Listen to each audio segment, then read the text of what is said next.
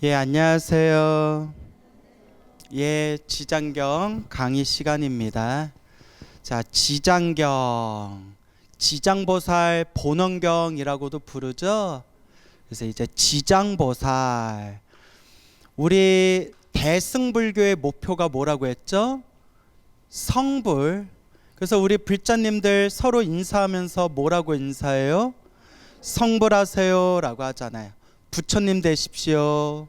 그래서 성불, 부처가 되는 게 바로 우리 불교의 목표입니다. 근데 혼자 성불하는 게 의미가 있어요, 없어요? 없죠.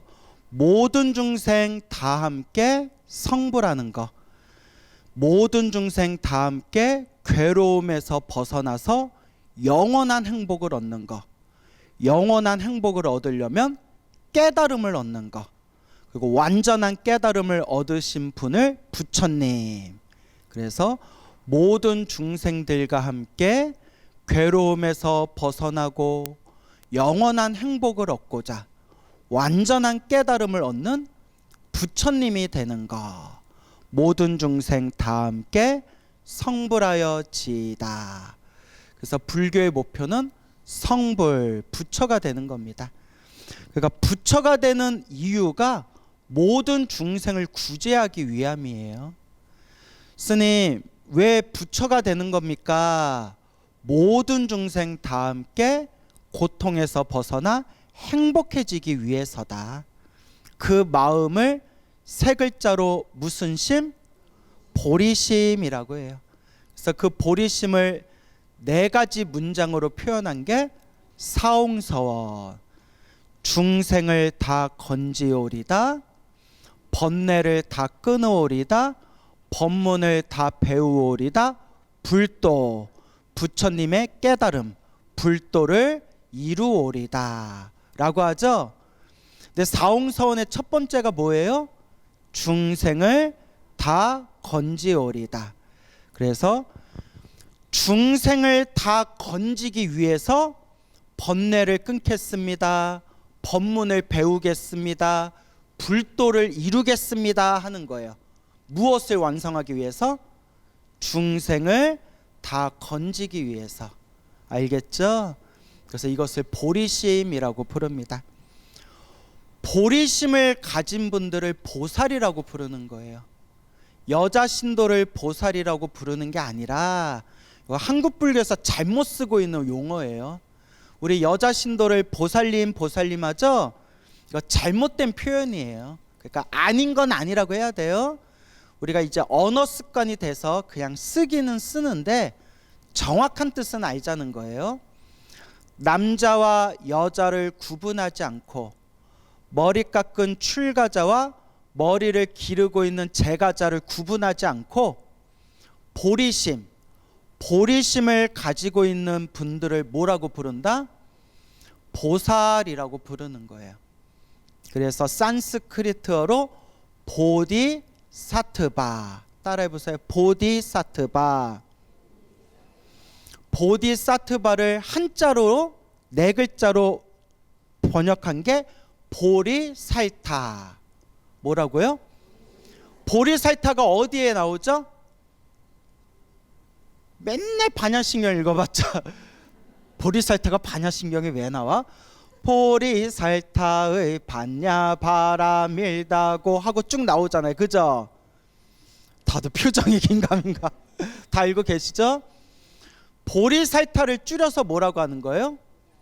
보살. 그래서 산스크리트어 보디사트바, 한문으로 보리살타, 줄여서 보살. 그래서 깨달음을 얻고자, 성불하고자, 부처님이 되고자, 모든 중생을 제도하고자 수행하시는 거룩한 수행자를 통틀어서 보디사트바, 보리살타, 보살이라고 부르는 거예요. 완전히 외우셨죠? 앞에서 다 설명했던 건데 여러분들이 들으면 잊어먹고 들으면 잊어먹어서 그냥 복습 삼아서 얘기하는 거예요. 근데 자꾸 들으니까 좋죠. 근데 이제 들어서 좋다라고 하지 말고 좀 외우셔야 돼요. 그러니까 시험을 쳐야 돼. 근데 우리 시험 칠 거다 안 칠 거다. 그래 칠 리가 있겠어요. 자, 와준 것만도 고마운데. 자, 웃자고 한 얘기고요. 보디사트바, 보리사탈, 보살. 그러니까 부처가 되기 위해서 수행하시는 분들이 보살이에요. 그러면 자꾸 헷갈려 하는 분들이 있어서 설명드리는데, 보살하고 아라한하고 같겠어요? 다르겠어요? 다른 존재예요. 아라한은 생사윤회에서 벗어났어요. 태어나고 죽고 태어나고 죽음에서 벗어난, 윤회에서 벗어난 거룩한 성자지만 성부를 목표로 하지 않아요. 혼자 윤회에서 벗어난 거룩한 성자예요. 근데 혼자 벗어났기 때문에 우리가 소승이라고 부르는 거예요. 알겠죠? 근데 나 혼자 윤회에서 벗어나는 게 아니라 완전한 깨달음을 얻어서 모든 중생을 다 구제하겠다. 이게 불보살이에요. 부처님과 보살님. 그래서 아라한도 법화경에 보면, 법화경 읽어보셨죠?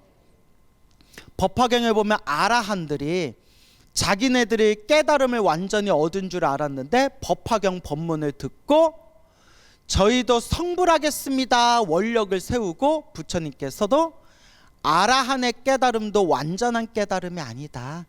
아라한에서 한 걸음 더 나아가서 보살의 마음을 가지고 모든 중생을 다 제도하겠다는 보리심을 가지고 성불로 나아가야 된다라는 내용이 법화경에 쫙 펼쳐져요.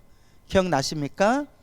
그래서 아라한들한테 그대들은 미래 세상에 무슨 부처가 되리라, 무슨 부처가 되리라 딱 수기를 내려주는 내용이 나오고, 뭐 사리불이라든가 수많은 아라한들이 막 눈물을 흘리면서 기뻐하면서, 부처님, 저희들은 부처님의 마음을 제대로 이해하지 못하고 왜 부처님은 보살들만 수기를 주시고 우리들한테는 수기를 안 주시나 했는데 이제야 부처님의 깊은 뜻을 알겠습니다.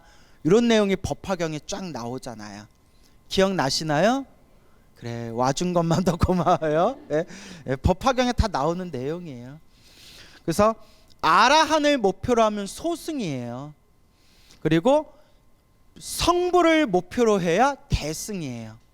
그리고 성불로 향하는 수행자들을 뭐라고 부른다? 보살이라고 부르는 거예요. 머릿속에 정리가 되셨나요? 그래서 이제 보살. 근데 보살도 등급이 있어요. 보살은 보살인데 아직 수준이 낮은 보살들. 점점 수행이 깊어져서 수준이 높은 보살들. 그리고 수준이 아주 높으신 분들. 그래서 크게 세 가지로 나누면, 여러분 소자, 중자, 대자 들어보셨죠? 소보살, 중보살, 대보살로 나눌 수가 있어요. 보살은 보살이고, 저 성불하겠습니다, 저도 부처님이 돼서 모든 중생 다 제도하겠습니다, 사홍서원을 맹세하기는 맹세했지만 아직도 마음에 탐욕과 성냄과 어리석음이 있고, 아직도 질투가 있고 시기가 있고, 아직도 수행의 힘이 부족한 보살들은 무슨 보살이라고 불러요? 소보살이에요. 보살은 보살인데 아직 수준이 낮은 보살이에요. 그리고 점점 수행이 깊어지면 이제 중간보살이다 해서 중보살이라고 부르는 거예요. 아주 높은 경지에 이르면 대보살이라고 부르는 거예요. 대보살. 그래서 신통을 부릴 수 있고 지혜와 자비가 아주 깊은 분들을 대보살이라고 부르는 거예요. 그 대보살들 중에서도 가장 으뜸이 되는 대보살들 중에서도 으뜸이 되는 분들을 따라해 보세요. 보살, 마살, 보살 마살이라고 부르는 거예요. 마살할 때 마하가 크다, 위대하다라는 뜻이에요. 우리 마하바냐 바라밀다 심경하죠? 그 마하가 크다, 위대하다라는 뜻이에요. 이제 마하가 무슨 뜻인지 알았죠? 그래서 대보살들 중에서도 으뜸이 되는 보살들을 보살마살. 그러면 지장보살은 소보살, 중보살, 대보살 중에 어디에 들어갈까요? 그렇죠. 보살마살이에요. 그래서 우리 이 세상에 수많은 보살님들이 계시는데 헤아릴 수 없는 보살님들이 지금도 중생들을 제도하고 계시는데 그 중에 대표적인 게 이제 4대 보살이라고 불러요. 몇 대 보살? 4대 보살. 그래서 우리 예불문에 나오는 지혜를 상징하시는 문수사리 보살, 문수사리 보살, 줄여서 무슨 보살? 문수보살. 실천을 상징하시는 보현보살, 대행이라고 하자. 행, 실천, 실행, 행을 실천하시는, 실천을 상징하시는 보현보살. 그 다음에 자비를 상징하시는 관세음보살. 그 다음에 대원본존, 큰 원력을 가지신 근본이 되는 높으신 분, 대원본존, 큰 원력을 가진 근본되는 높으신 분, 무슨 보살? 지장보살이라고 부르는 거예요. 이런 위대한 보살님들은 소보살, 중보살, 대보살 중에 어느 보살에 들어간다? 대보살 중에서도 보살마살이에요. 보살마살. 거의 부처님하고 수준이 비등비등한 거예요.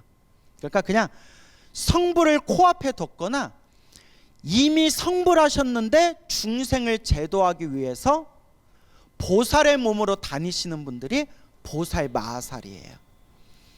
그래서 저한테 관음경 배우신 분들, 관세음보살 보문품 강의 들으신 분들은 제가 몇 번 설명을 드렸지만 관세음보살은 이미 성불하신 분이다 라는 내용이 나온다고 했죠. 그래서 관세음보살님은 원래 석가모니 부처님보다 먼저 성불하신 분이지만 일부러 중생을 제도하기 위해서 관세음보살이라는 이름으로 세상에 보살의 몸으로 나타서 중생을 제도하고 계신다. 그래서 관세음보살님이 석가모니 부처님보다 먼저 성불했을 때 부처님 이름이 뭐라고 한다고 했어요? 정법 명왕열애. 이것 봐, 이제 와서 맞아 막 이러시네. 정법 명왕열애라고 말씀드렸습니다. 그래서 관세음보살님, 문수보살님은 이미 성불하신 분이래요. 문수보살, 관세음보살님은 이미 성불하셔서 일부러 보살의 몸으로 세상에 나투셔서 중생을 제도하시는 분이다라고 이야기를 해요. 근데 지장보살님은 일부러 성불을 안 하시는 분이래요. 일부러 성불을 안 하신대요. 왜 일부러 성불을 안 하실까요? 예, 그게 원력이에요. 원력, 서원, 발원이라고 한다고 했죠. 지옥에 있는 중생을 다 제도할 때까지 지옥에 있는 중생이 모두 제도되고 지옥이 텅 비어 지옥이 다 사라질 때까지 성불하지 않겠습니다 라고 원력을 세우셨기 때문에 지장보살은 아직 성불을 못 하셨대요. 그리고 아마 계속 성불을 못 하실 것 같대요. 왜? 이 세상, 이 우주에는 중생들이 헤아릴 수 없이 많고 헤아릴 수 없는 수많은 중생들 중에서는 너무나 못된, 나쁜 악업 중생들이 너무나 많고, 그래서 지옥이 없어진다 안 없어진다? 지옥이 안 없어지기 때문에 지장보살님도 성불하기 글렀대요. 그래서 큰 스님들이 지장보살에 대해서 말씀하시기를 이 정도 되면 지장보살은 사실상 이미 성불한 거나 다름이 없대요. 그냥 스스로 지옥 중생 다 제도할 때까지 성불하지 않겠습니다 원력을 세웠을 뿐이지 사실상은 이미 뭐한 거나 다름없다? 성불한 거나 다름이 없대요. 무슨 말인지 알겠죠? 그래서 우리 이런 얘기 하잖아요. 남녀가 사귀는데 30년 동안 한 집에서 같이 살았는데 혼인신고는 안 했어요. 그러면 혼인신고만 안 했을 뿐이지 뭐라고 불러요? 사실혼이라고 하잖아요. 그와 같이 비유가 좀 이상하다. 지장보살님도 성불하지 않겠습니다 라고 말만 그렇게 했을 뿐이지 사실상 뭐한 거나 다름없다? 이미 성불하신 거나 다름없다. 이제 이렇게들 큰 스님들이 말씀하십니다. 그렇죠. 그래서 지장보살, 그래서 성불하기 위해서 수행하시는 거룩하신 수행자, 그분들을 보살님이라고 부르고요. 그 보살도 소보살, 중보살, 대보살로 나누고요. 대보살들 중에서도 으뜸이 되는 지혜와 자비, 신통과 복덕을 갖추신 위대한 보살님들을 보살 마살이라고 부르고요. 우리 예불문에 나오는 대표적인 우리 4대 보살님이 지혜를 상징하는 문수보살, 실천을 상징하는 보현보살, 자비를 상징하는 관세음보살, 그리고 크나큰 원력을 상징하시는 지장보살, 이렇게 우리가 이해해 볼 수 있다. 머릿속에 정리하시면 되겠습니다. 알겠죠? 여러분들도 사홍서원을 했으면, 사홍서원을 마음에 맹세했으면 여러분도 보살이에요. 사홍서원이 보리심이거든요. 보리심, 사홍서원을 마음에 되새겼으면 여러분도 보살이에요. 근데 여러분들도 보살이지만 아직 무슨 보살이에요? 소보살? 소보살. 예? 소보살. 알겠죠? 예. 우리 수준을 우리가 알잖아요. 예. 하지만 뭐는 뭐다? 보살은 보살이다. 다만 아직 수준이 낮은 보살이고, 하지만 우리도 꾸준히 수행하면 우리도 무엇이 될 수 있다? 대보살이 될 수 있고, 더 수행하면 결국 무엇이 된다? 우리도 마살이 되고 성불하게 된다. 이건 제 얘기가 아니라 어디에 나오는 말씀이에요? 경전에 다 나오는 말씀이에요. 아시겠죠? 그래서 지장보살이라고 했을 때, 지장은 중국으로 넘어와서 한문으로 번역한 게 지장이고요. 인도 산스크리트어로는 이런 거 이제 알아두면 좋겠죠? 자, 따라오세요. 크시티 가르바. 예, 가르마 할 때 가르바. 자, 따라오세요. 크시티 가르바. 예, 크시티 가르바. 크시티 가르바. 크시티 가르바가 인도 이름이세요. 여러분들 지장경 많이 읽어봤지만 지장보살 원래 인도 이름은 처음 듣죠. 그러니까 자꾸 배워야 돼요. 또 우리 관음경 배웠을 때 관세음보살님 인도 이름이 뭐라고 했어요? 아발로키테 수아라. 기억나요 안 나요? 예, 기억은 나는데 항상 대답은 안 해요. 아발로키테 수아라. 관세음보살. 크시티 가르바. 지장보살. 지장. 자, 크시티는 땅, 대지라는 뜻이 있어요. 뭐라고요? 땅, 대지. 대지. 우리 땅을 대지라고 하죠. 한문으로. 큰 땅. 땅, 대지. 가르바는 모태, 어머니 자궁을 뜻해요. 자궁. 모태. 그래서 크시티 가르바. 크시티는 땅, 대지라는 뜻이고요. 가르바는 모태, 그러니까 어머니 자궁을 뜻해요. 크시티, 땅, 대지가 뜻하는 것은 우리 이 세상에 살아가는 모든 존재가 어디 위에서 살아가고 있어요? 땅에서 살고 있잖아요. 우리의 터전이에요. 우리의 터전. 우리 모든 존재가 살아가는 터전이 이 땅이에요. 땅에서 만물이 생겨요. 땅에서 자연이 펼쳐지고 그 자연 속에서 인간, 동물, 식물들이 어우러지면서 살아가잖아요. 그러니까 땅은 위대한 덕을 갖추고 있어요. 위대한 덕. 그게 바로 땅의 본성이에요.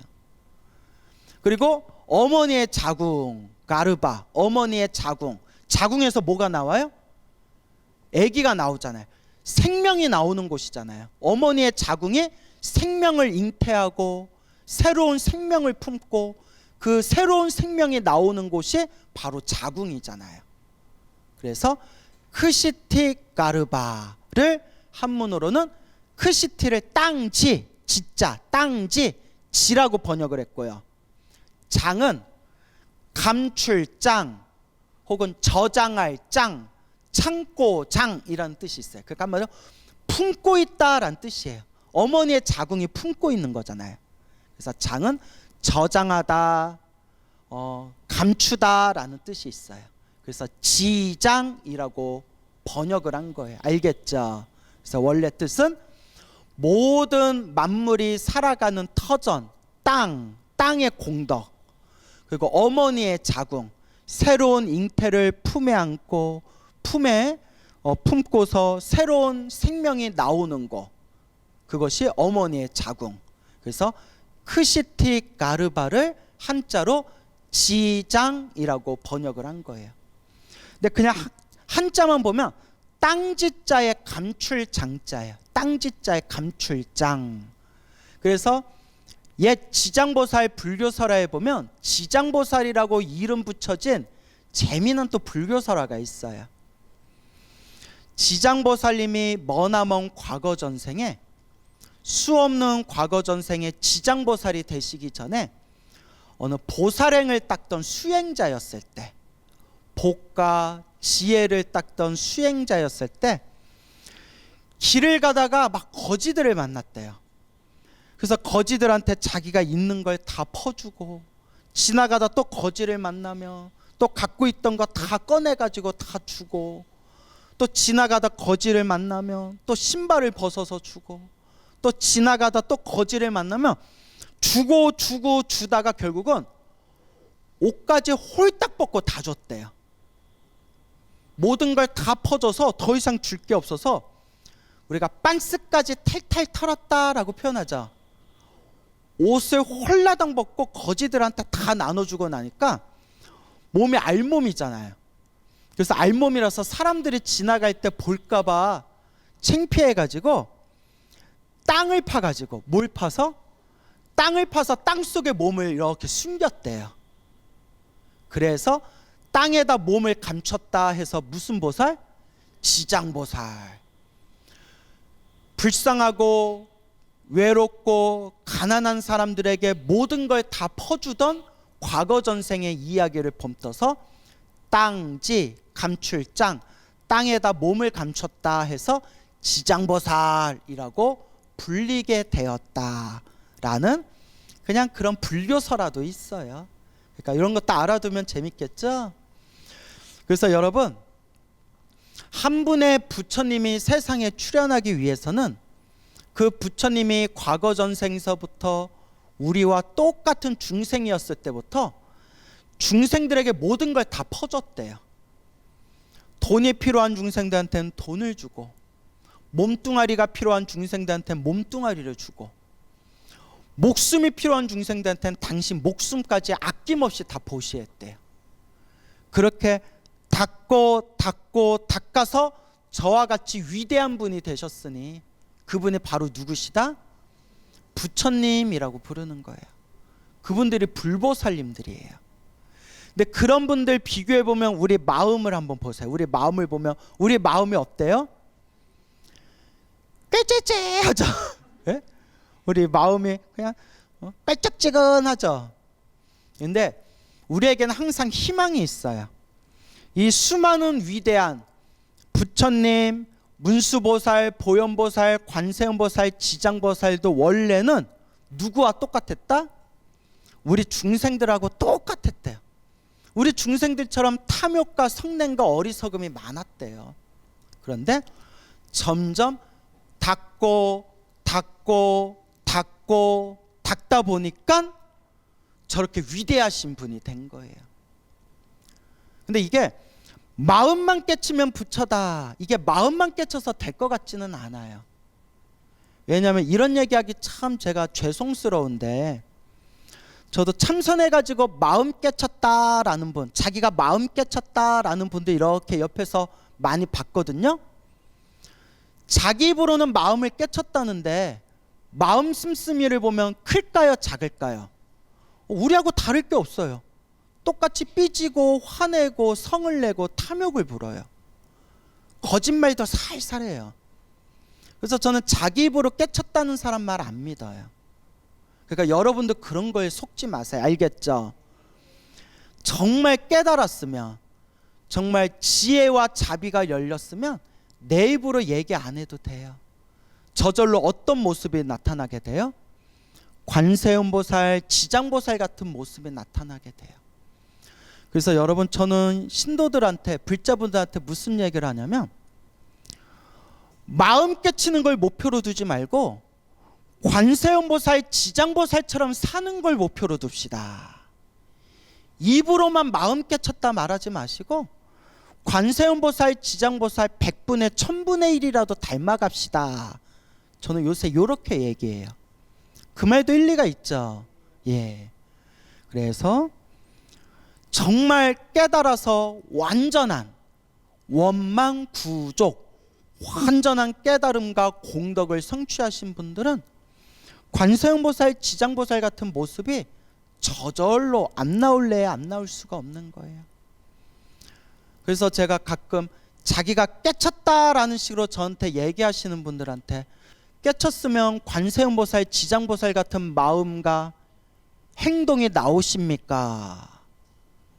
관세음보살, 지장보살 같은 능력이 지금 나오십니까? 그냥 자기가 알아야 돼요. 자기를 속이지 맙시다. 그렇죠, 여러분? 그래서 저는 자기 입으로 깨쳤다는 사람 말 믿는다, 안 믿는다? 안 믿어요. 몸으로 보여주면 돼요.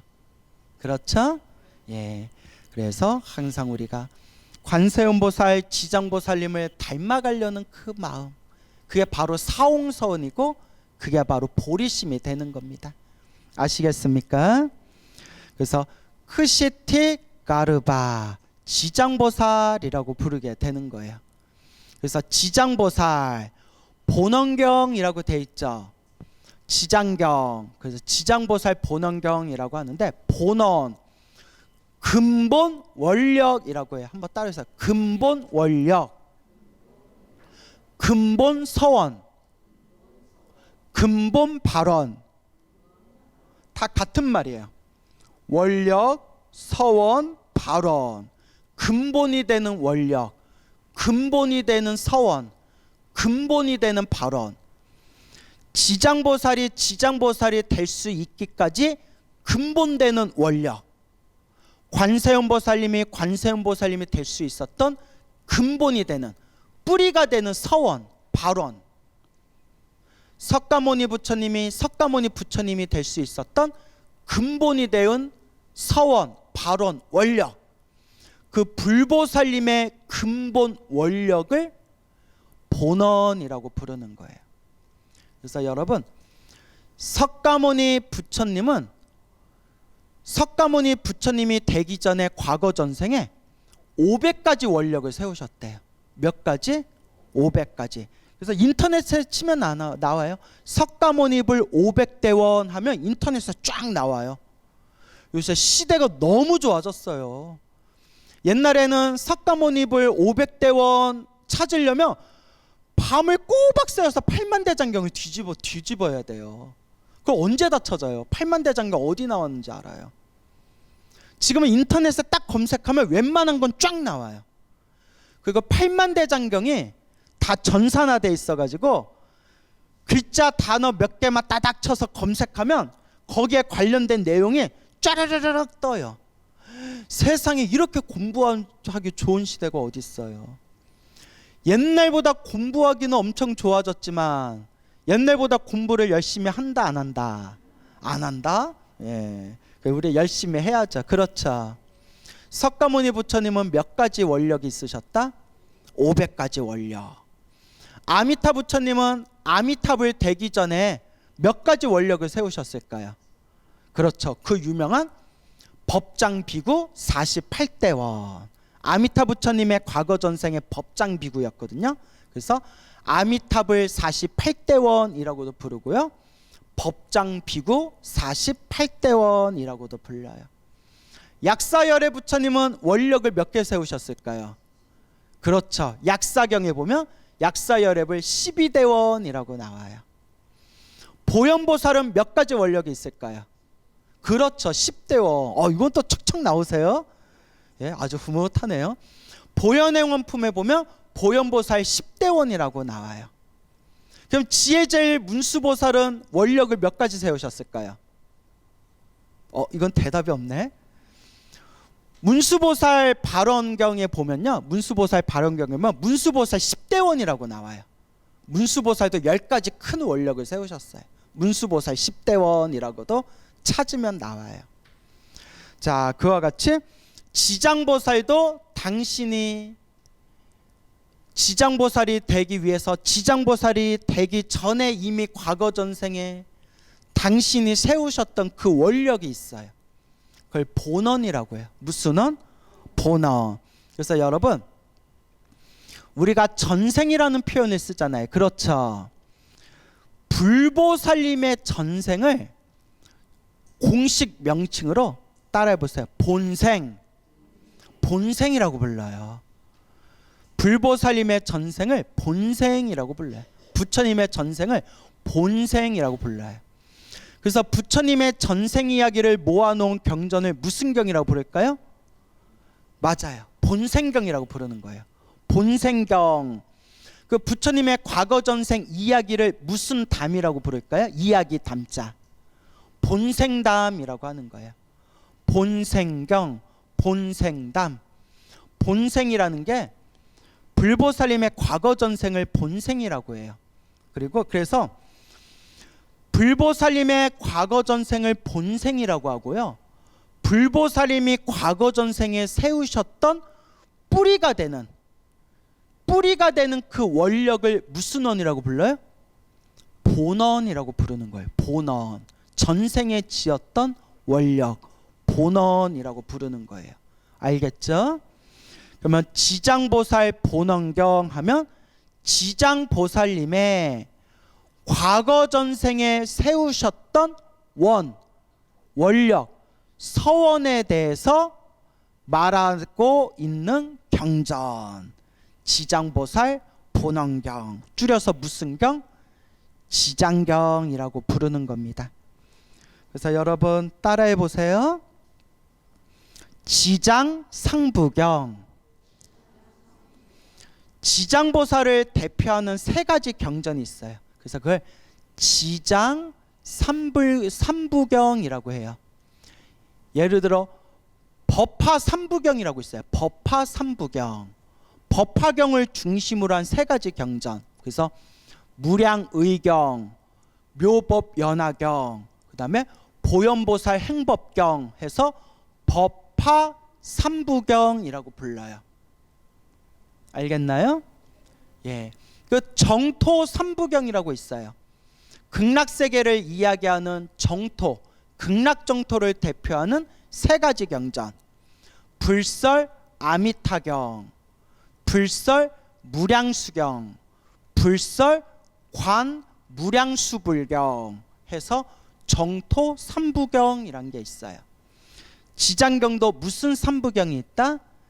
지장 삼부경이란 게 있어요. 첫 번째가 우리 불자들이 가장 많이 독송하고 읽고 있는 가장 대표적인 경전이죠. 지장보살 본원경. 지장보살 본원경. 우리가 흔히 지장경 할 때 경이 지장보살 본원경이에요. 두 번째가 따라해 보세요. 지장 십륜경. 예, 열십자에 박휘륜자. 그래서 지장 십륜경이란 게 있어요. 그 다음에 마지막 하나 따라해 보세요. 점찰, 선악, 업보경.